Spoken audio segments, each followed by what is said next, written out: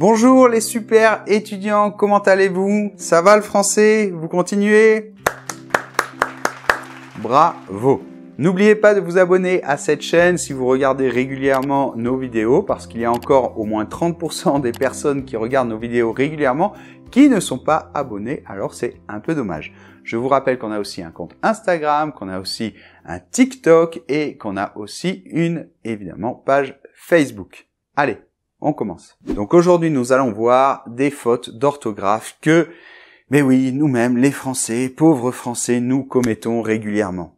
Allez, c'est parti, première erreur. Allez, première erreur, c'est quel que soit. Alors, quel que soit votre choix, vous réussirez par exemple. Dans ce cas-là, quelque doit s'écrire en deux mots. Donc, quel, que. Et le quel doit s'accorder avec le mot qui suit. Par exemple, là, c'est un choix, donc quel, Q-U-E-L. Quelle que soit votre décision, quel, Q-U-E-2-L-E,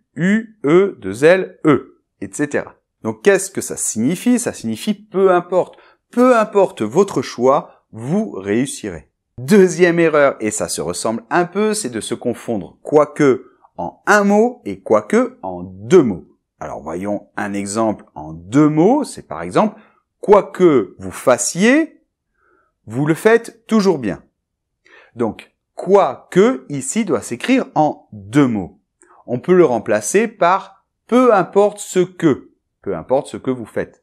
Quoique peut s'écrire en un mot, mais dans ce cas, il signifie, c'est la même chose que dire bien que. Par exemple, quoi qu'ils fassent mauvais, ils vont se promener. Troisième erreur, c'est se tromper dans l'orthographe de autant pour moi.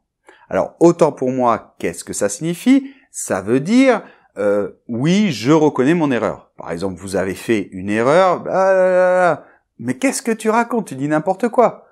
Ah oui, c'est vrai, autant pour moi. Dans ce cas, autant pour moi s'écrit O-A-U et temps comme le temps qu'il fait, d'accord? Ou le temps qui passe, T-E-M-P-S. La plupart des Français l'écrivent autant, A-U-T-A-N-T. Eh bien, c'est faux. Une autre erreur très classique, c'est d'écrire de toute manière en mettant un S à toute et un S à manière. Bon, après tout, c'est vrai, pourquoi pas, il y a plusieurs manières. Eh non, ça s'écrit au singulier de toute manière. Alors voyons un exemple. De toute manière, moi, j'adore voyager, donc on peut partir en juillet, en août, peu importe. On pourrait remplacer cette expression aussi par de toute façon. Cinquième erreur, c'est mal écrire, avoir à faire. Donc si par exemple on dit attends, je ne peux pas venir avec toi parce que j'ai beaucoup à faire. Alors à, la préposition avec l'accent, et puis faire, le verbe faire.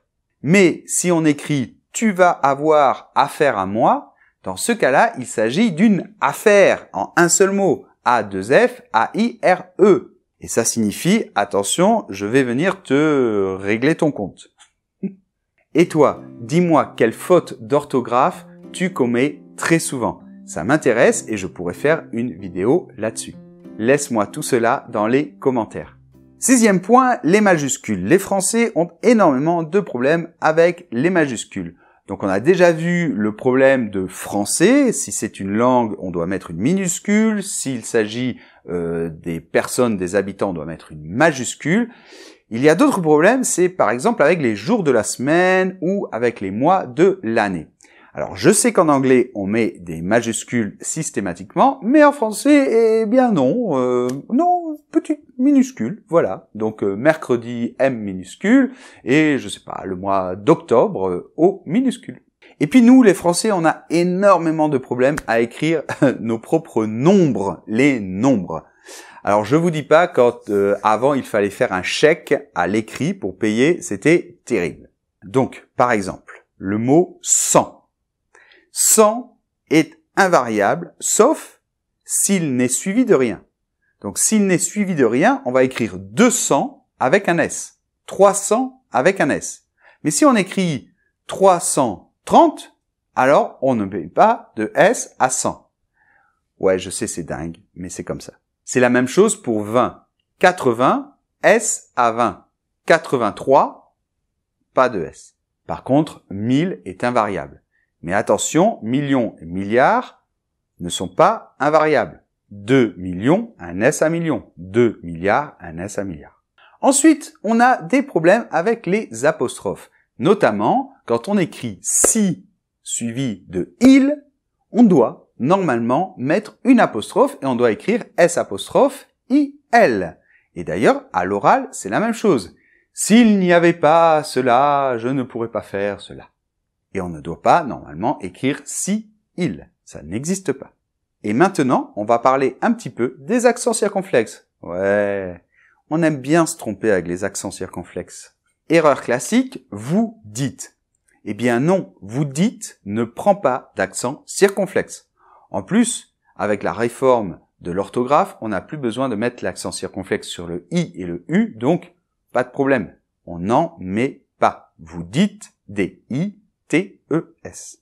Et enfin, et ce sera la dernière erreur, ça parle aussi des accents circonflexes, les Français veulent absolument mettre un accent circonflexe sur le mot chapeau. Alors, on peut bien comprendre parce que l'accent circonflexe ressemble à un chapeau. Mais non, le mot chapeau n'a pas d'accent circonflexe. En plus, c'est difficile parce que le mot château, lui, a un accent circonflexe. Et on a même le mot gâteau qui a aussi un accent circonflexe. Donc, bon, on peut dire qu'on a quand même des excuses.